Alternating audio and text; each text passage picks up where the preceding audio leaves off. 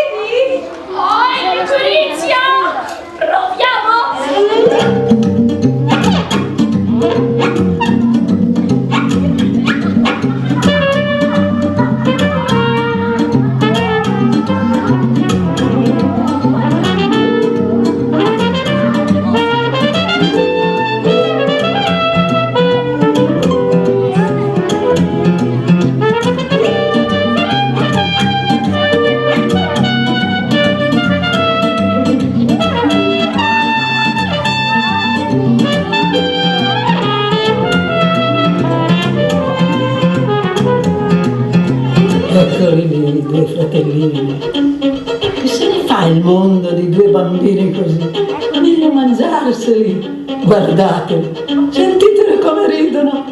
È un insulto, è la maleducazione.